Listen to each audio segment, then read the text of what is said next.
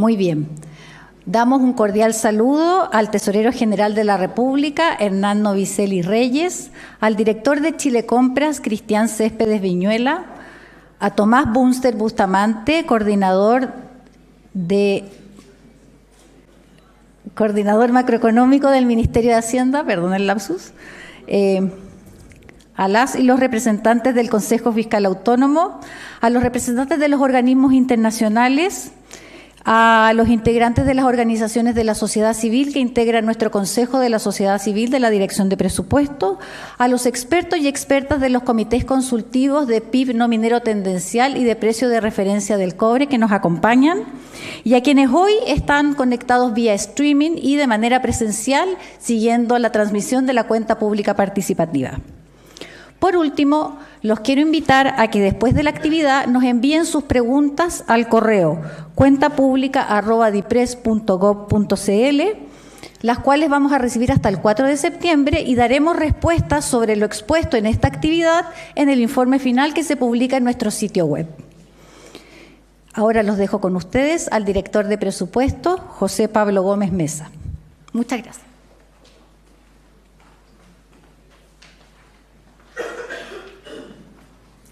¿Qué tal? Buenos días. Primero que nada, muchas gracias a todos por acompañar a la DIPRES en su cuenta pública. Voy a repetir un poco los nombres. No está el ministro, pero está Tomás, su mano derecha como jefe de asesores. Muchas gracias, Tomás, por estar acá. Hernán, Cristian, muchas gracias por acompañarnos. Se me perdió Cristian. ¿Estás ahí? Muchas gracias, Paula, a ti y a todo el Consejo Fiscal por acompañarnos también. Muchas gracias, representantes de BID, Banco Mundial, que veo por ahí. Si se me olvida alguien, me disculpa. Muchas gracias de nuevo a todos los que están conectados también vía streaming para acompañarnos en el día de hoy. Quiero iniciar esto indicando que vamos a tratar de ser bastante simple. Pedro, tienes una silla por acá, director de Servicio Civil, bienvenido. Gracias por estar acá. Quiero decir una presentación relativamente simple. Quiero contarles un poco lo que es la ACE de la Dirección de Presupuesto y contar un poco lo que creemos que son nuestros desafíos para ya hacer una cuenta de esta gestión un poquito más en detalle el próximo año. Pero todos los que he mencionado, incluyendo también a los que mencionó Pamela antes que yo, los miembros del COSOC, los miembros de los consejos consultivos y quienes nos están mirando, muchísimas gracias. Primero que nada, contarles quiénes somos, quién es la DIPRES, qué hacemos en la Dirección de Presupuesto. Contarle a toda la gente, creo que es necesario, que la Dirección de Presupuesto es el organismo técnico encargado de proponer la asignación de los recursos financieros del Estado. En este contexto, la DIPRES orienta y regula el proceso de formulación del presupuesto de la Nación, supervisa la correcta ejecución del gasto, también elabora y divulga hacia la ciudadanía diversos estudios, estadísticas y documentación que informa respecto a los impactos financieros de iniciativas legales, a través de la gestión de activos y pasivos, junto con muchos de ustedes, optimiza la capacidad de movilización de recursos para el logro del objetivo del Estado y del Gobierno, trata de promover permanentemente la eficiencia en el uso de los recursos que el Estado, con los que el Estado cuenta para ofrecer servicios a la población, a través del sistema de monitoreo y evaluación de programas del Estado, y contarles que en la DIPRES trabajan el 31 de diciembre 411 personas, mayoritariamente hombres, pero no tanto, tengo un porcentaje de mujeres muy importante.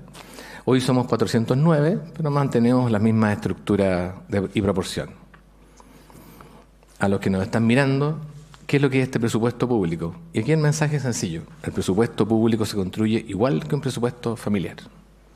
Solo que en este caso lo propone el presidente, lo aprueba el Congreso y se transforma en una ley. Cada año tenemos una ley de presupuestos. Por el lado de los ingresos del Estado son los impuestos fundamentalmente, más ingresos que provienen de sus inversiones, como las inversiones en empresas públicas, las inversiones que puede tener también en el ámbito financiero. Destacan entre esos ingresos, que no son directamente de impuestos, los ingresos que provienen del cobre y el litio. Esto es equivalente al sueldo que recibe una familia.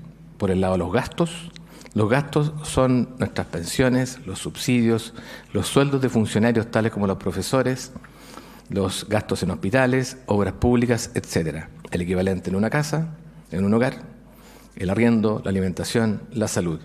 El balance es la diferencia entre ambas cosas. Cuando los ingresos cubren los gastos, estamos en equilibrio. Si los ingresos no alcanzan, tenemos un déficit. Y en el caso de Chile, esto se puede financiar con algunos ahorros o con deuda. Esta diferencia, en todo caso, depende cómo le vaya a la economía.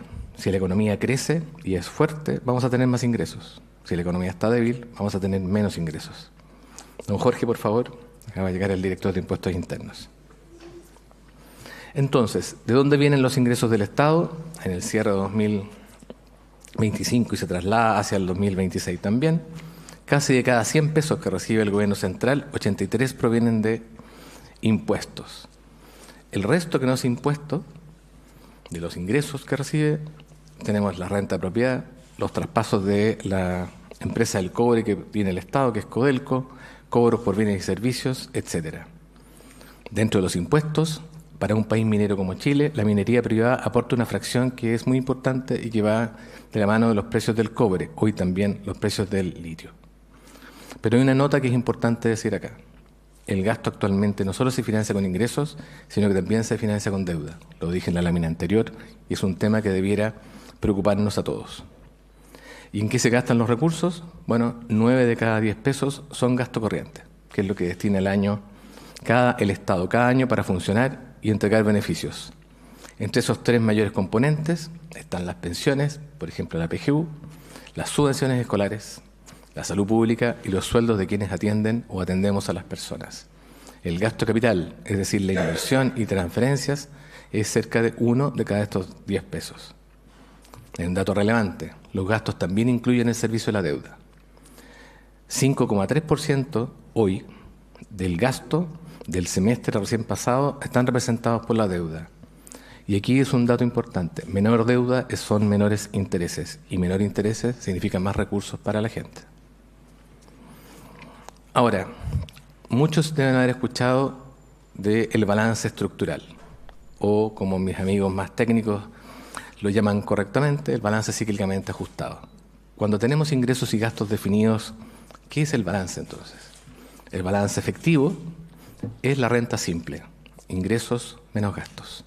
El balance estructural, por otro lado, representa el efecto entre estos ingresos que suben y bajan con la economía, lo que el ciclo le está aportando respecto de una trayectoria permanente de la economía. En este esquema, lo que se hace en el balance estructural es que se descuenta el efecto del ciclo económico. Un ejemplo, si el precio del cobre sube mucho, los ingresos aumentan sin que el Estado haya hecho nada distinto. El balance mejora, pero la situación de fondo puede no haber cambiado. Con los gastos puede pasar algo parecido, si es que nosotros no tomamos decisiones de control. En el caso entonces de la regla fiscal, la regla dice que el gasto se fija sobre balance estructural. Como lo decía entonces, para proponer el nivel de gasto se consideran los ingresos estructurales o los ingresos cíclicamente ajustados. Una estimación de los ingresos del gobierno central es como si la economía minera no creciera según su tendencia y los precios de las 2 primeras materias primas claves se aíslan respecto de sus ciclos. Sobre esta base, la meta de balance estructural define cuánto se puede gastar. Y este es el punto de partida para el trámite de la ley de presupuestos que se discute en el Congreso y que el próximo 30 de septiembre deberemos ingresar a más tardar, como así lo indica la Constitución. ¿Cómo fue la gestión del año pasado? Lamentablemente, el año pasado, tanto la meta de balance cíclicamente ajustado como el balance efectivo, mostraron déficit. En el caso del balance efectivo, fueron 2,8 puntos del PIB, aproximadamente 10.000 millones de dólares, lo que fue el déficit, es decir, la diferencia entre ingresos y gastos. En materia estructural, luego de correcciones que se hacen después de tener los datos de las cuentas nacionales del Banco Central, un déficit de 3,7 puntos del PIB. ¿Por qué se produjo un desvío respecto de la meta, que era 1,6?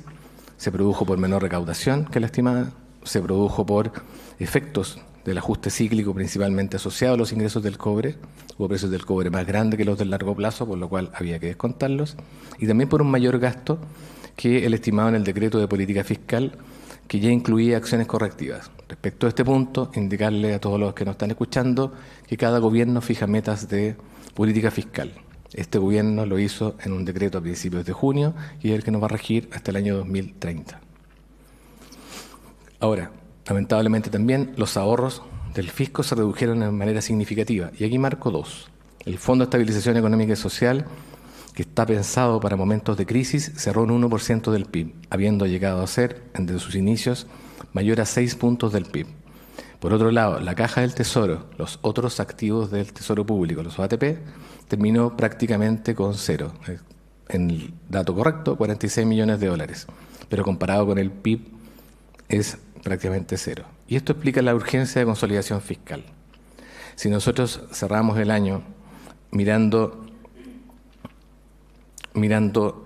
los parámetros financieros, la deuda pública está alcanzando cerca de 41,5 puntos del PIB. Chile se ha definido, en parte de la política fiscal, no superar una deuda de 45 puntos del PIB, que es la línea punteada roja que aparece. Luego estamos muy cerca de tocar ese límite. Ahora, de alguna manera, la DIPRES, como dijimos, no solo presenta estos números como parte de la gestión global del Estado, sino que también empieza a divulgar crecientemente todo este tipo de documentación. Existe una serie de instrumentos públicos e informes que están en nuestra web y que los invitamos a revisar. Y solo respecto de qué es lo que le contamos al Congreso del impacto financiero del proyecto de ley, el año pasado se mandaron 360 informes financieros. Tanto los informes financieros como los estudios de finanzas públicas, destacando entre sus estudios el informe de finanzas públicas trimestral, permiten para nosotros, creemos, generar mayor transparencia e informar a la ciudadanía sobre el uso eficiente de los recursos públicos. Mensualmente también publicamos en nuestra web cómo avanza el gasto, y lo llamamos los informes del estado de operaciones. Y cada ministerio puede ir viendo, o cada persona puede ir viendo cuánto está gastando cada uno de los ministerios que componen el Estado de Chile. Ahora, dado que nuestro objetivo también es contribuir a la eficiencia, es importante relevar una pregunta. ¿Cómo sabemos si los programas públicos funcionan? Lo que estamos haciendo desde hace años en la DIPRES es que tenemos un sistema de monitoreo y evaluación de programas públicos donde partimos por revisar el diseño hasta revisar cómo estos operan. Este trabajo, hay que decirlo y lo voy a mencionar acá, lo hacemos de la mano de la Subsecretaría de Evaluación Social, que es parte del Ministerio de Desarrollo Social y Familia. Tenemos 3 grupos de estudios: las evaluaciones ex ante, los monitoreos o evaluaciones ex dure y las evaluaciones ex post. El año pasado, de acuerdo a la información que publicamos en el Informe de Finanzas Públicas, se evaluaron 677 programas. De esos 677, 473, es decir, cerca de un 70%, mostraron algún tipo de hallazgos. Eso también es una nota de preocupación, por cuanto si los recursos públicos tienen que ser bien orientados, tienen que en cada minuto tratar de que no existan problemas como los encontrados, que aparecen desglosados abajo. Hallazgos de focalización, es decir, no sabemos bien a dónde apunta un programa. Hallazgos de eficiencia, no sabemos cómo se gastan bien los recursos, o si hay otra forma de gastarlos mejor. Hallazgos en eficacia, que quiere decir que no se han explorado las mejores maneras de desarrollar un programa. Ahora, si bien este sistema de evaluación funciona y genera evidencia, nosotros creemos, bajo esta administración, que el desafío es usarlo mucho más. Nosotros tenemos que pasar de tener un sistema que hace una marca en un programa o que muestra un hallazgo a un sistema que acompaña la mejora de diseño y que permite entonces que la asignación de recursos represente el estado de esas evaluaciones. Eso quiere decir que nosotros tenemos que tratar de mantener esta marca en la cual los programas con buena evaluación, que son los de las barras de la izquierda celeste en los últimos años, ameritan más recursos o más crecimiento de los recursos que los programas que tienen mala evaluación. De esta manera, entonces, la evaluación no solo sirve para tener una mejor calidad del gasto o la calidad del sistema, sino que también para tener un adecuado uso de los recursos públicos, es decir, para asignar correctamente cuando sea pertinente y en el monto que sea pertinente. Instrumentos de este estilo, invitación a revisarlo cuando ustedes puedan, son de todo tipo. Solo quiero mostrar esta página que me parece extremadamente importante porque vincula lo que estamos viendo a veces en la prensa con lo que han sido evaluaciones de la IPRES. La evaluación de impacto de la franquicia tributaria se refiere al crédito Sense, que ha sido criticado varias veces respecto de su eficacia. Si ustedes quieren ver cuál es la evaluación que hay del Sense por parte de la IPRES, es ese estudio. Revisiones de gasto e incentivos de eficiencia del gasto están arriba, y el que está abajo es el programa de alimentación escolar que administra la JUNAEP. Hoy día también un programa con problemas de eficiencia y eficacia, sino otros problemas.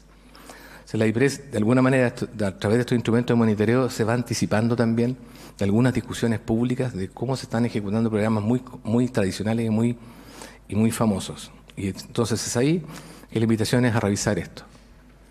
Respecto de ya lo que me toca como director de esta nueva etapa, ¿cuáles son ciertas acciones y compromisos que vemos ineludibles?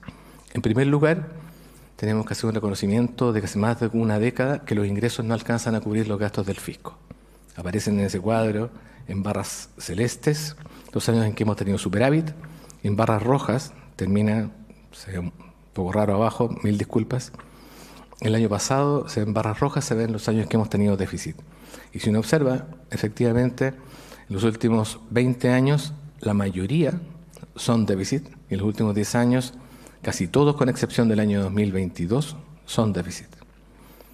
Dado que estamos cubriendo esto en parte con ahorros, como se hizo antes, pero también con deuda, eso explica el crecimiento de la deuda que mostré en el gráfico anterior. Y esto entonces nos obliga a identificar el problema y su magnitud con una corrección, que es la consolidación fiscal. Solo para este año, de acuerdo a lo que hemos informado de estas trayectorias de gasto y trayectorias de ingresos, estamos proyectando un déficit de 7,3 billones de pesos, millones de millones, que equivalen a 2 puntos del PIB. Para hacerse una idea, esto es 1,25 veces la PGU o 11 veces el subsidio único familiar. La deuda cuesta, lo dijimos antes, 5,3% del presupuesto. En el primer semestre, en monto, los intereses fueron 2,2 billones de pesos, o sea, 2,2 millones de pesos. Por lo tanto, nos hemos puesto 2 focos de gestión, si hemos de simplificar. Uno, ajustar el gasto. Ajustar el gasto es complejo, duele, es polémico. Sin embargo, es la forma en la cual nosotros responsablemente podemos ir cerrando la brecha entre ingresos y gastos. Para eso hay que determinar dónde y cómo se hace. Y en segundo lugar, fijar una trayectoria del gasto que haga compatible las decisiones de todos los sectores con las metas que nos hemos impuesto en materia de consolidación. Queremos mostrar un primer resultado acá. Al primer semestre, si el déficit al cierre del año pasado fue 2,8, el déficit que tenemos acumulado en 12 meses es 2,3. Eso quiere decir que los esfuerzos de contención están funcionando.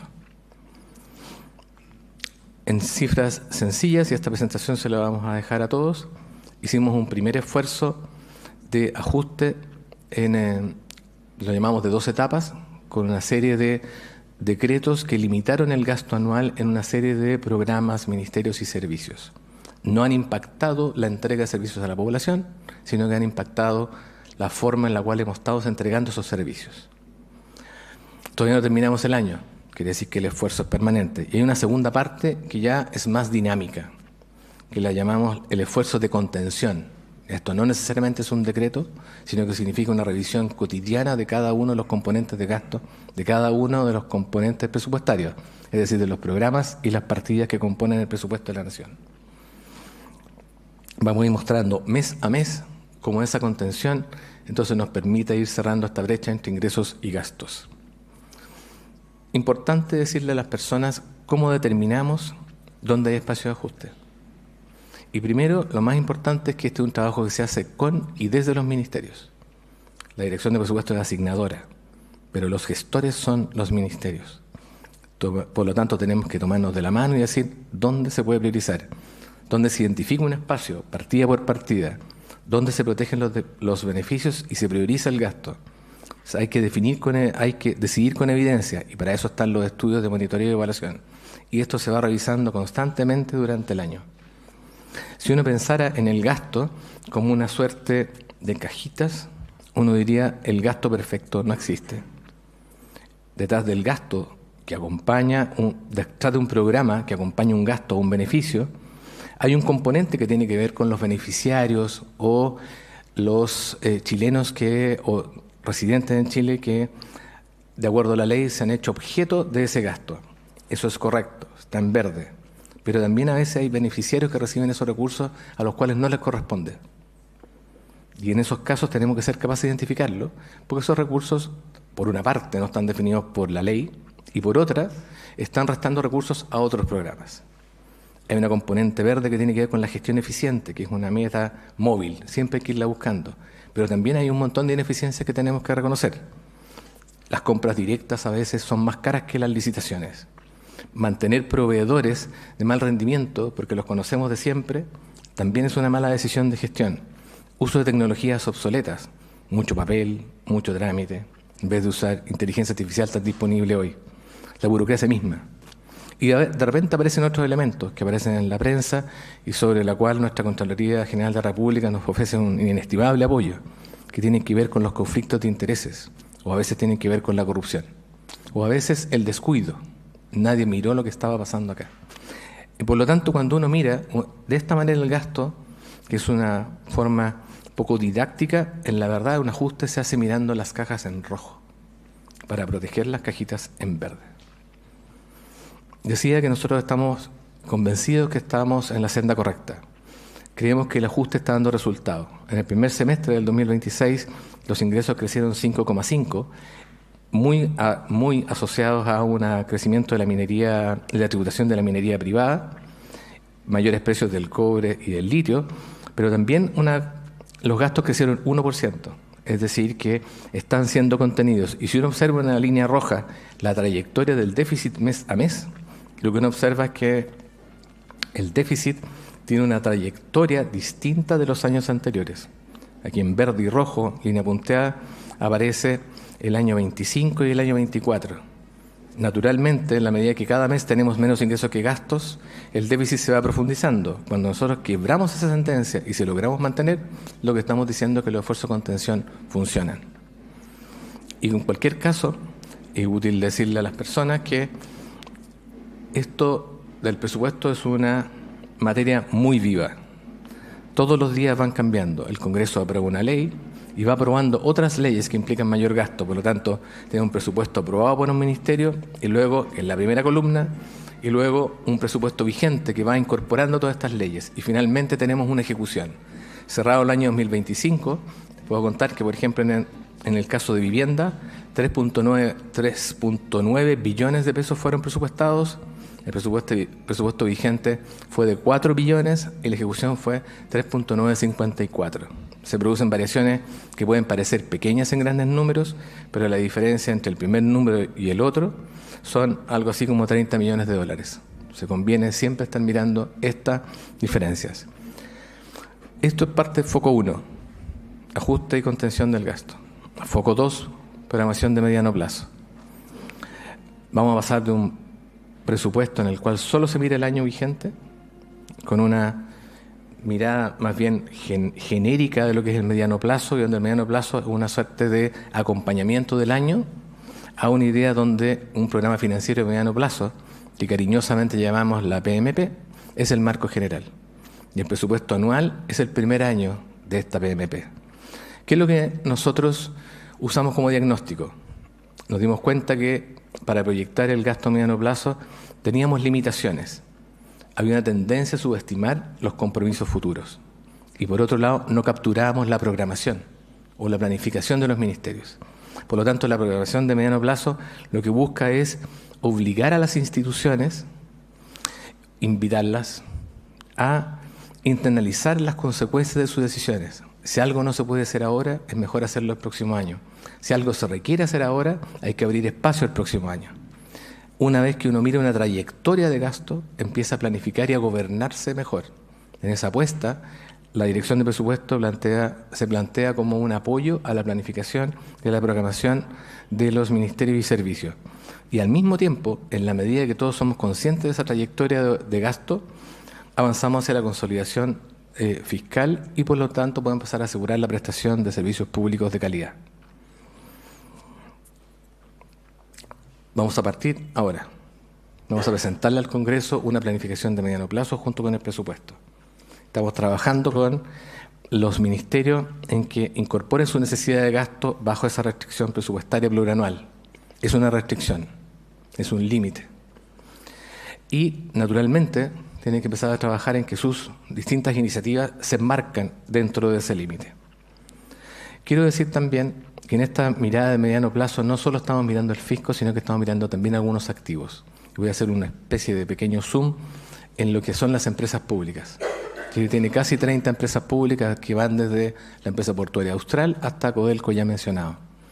Lo que estamos mirando es la forma en la cual se gestionan esas empresas para que entreguen recursos al Estado chileno y a la población, al tiempo que cumplen sus obligaciones legales. Tenemos un cuadro, por ejemplo, a la izquierda, donde se ve cuáles son los traspasos que han hecho las empresas públicas al fisco. Hay un pique en 2021, asociado fundamentalmente a los precios del cobre. Al mismo tiempo, en el lado derecho, decimos acciones que estamos haciendo. Esta presentación va a estar disponible a todos, así que disculpen la letra chica. Pero, por ejemplo, en materia de inversiones, estamos mirando las inversiones que hacen, cuáles son rentables y cuáles no. Estamos invitando a ver en modo de gestión también. Estamos invitando a ver de manera más precisa cuánto se requiere de soporte fiscal y por qué. En el caso de Codelco, se anunció la semana pasada o antepasada una capitalización importante para mejorar sus razones financieras y también para asegurar su sustentabilidad. En materia de la Empresa Nacional del Petróleo, hemos estado mirando con delicadeza sus dividendos, toda vez que están hoy día con un boom, dado los altos precios de los combustibles en el mercado externo. Y estamos cuidando Banco Estado. Estamos cuidando su capital regulatorio asociado a las indicaciones de Basilea III. Así las cosas, esta es la última lámina y representa de alguna manera un resumen de los compromisos míos y de la Dirección de Presupuesto. El primero lo mencioné, en un foco plurianual. Queremos tener un presupuesto 27 en un marco plurianual. Queremos tener una discusión muy abierta y transparente con el Congreso respecto de cómo esto se genera. Y queremos que en este esquema los ministerios se acostumbren o empiecen a trabajar en proyecciones del 27 al 31. Queremos mejorar la focalización del gasto, ya lo mencionamos. Y de la mano de algunos cambios legales y de los cambios legales recientes, incluidos en el proyecto de ley de reconstrucción nacional, así también como en las propias facultades que ya tenía la DIPRES, vamos a hacer uso intensivo de datos para verificar que los beneficios lleguen a quienes corresponden.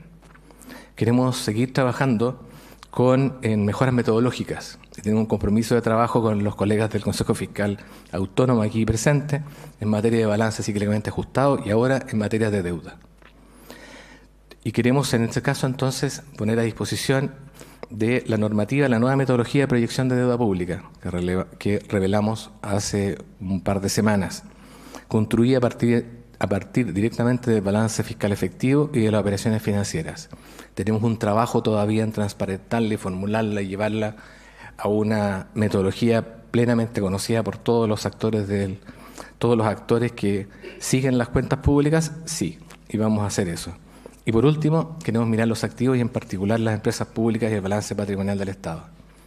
Con esto termino, quiero darles muchas gracias, desde ya invitados a la cuenta pública del 2027 para ver cuánto de esto lo hemos logrado y nuevamente muchas gracias por vuestra compañía. Buenos días.